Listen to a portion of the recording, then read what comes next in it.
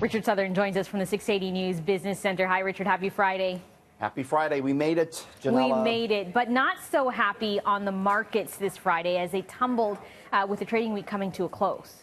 Yeah, it was another wild week. Remember last week, huge sell-off because of the coronavirus. This week was kind of a yo-yo week for stocks. Big jump on Monday, a big jump on Wednesday, but we did see a sell-off the latter half of the week, including today. The Dow Jones Industrial Average falling about 256 points today. TSX was hard hit, down 378. The markets did finish off the worst levels, though. We did see a bit of a last-minute buying spree. Still, I think traders very reluctant to hold on to a lot of stocks over the weekend because the headlines about the coronavirus are changing so quickly.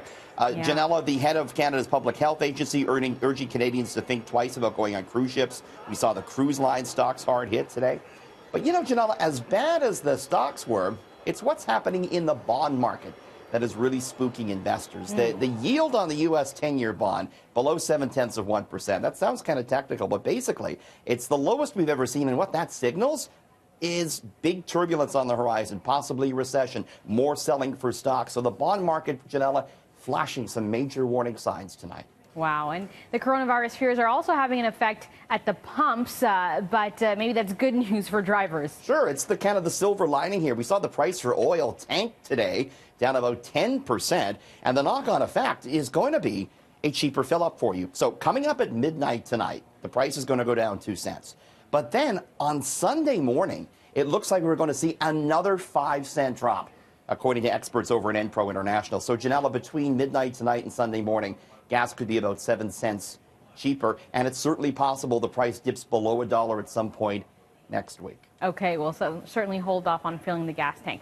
Okay, they say death and taxes are only things that are certain in life, but we don't learn about it in school. I'll admit that, you know, when I got to tax-paying age, I didn't know much about how to navigate that. Yeah, me neither. And that doesn't make sense, does it? It really doesn't. Like, why wouldn't you teach that in school? And, you know, a lot of Canadians, now that it's tax time, are kind of saying, boy, I wish I had a lesson in how to fill out my tax form, you know, be it on paper or online.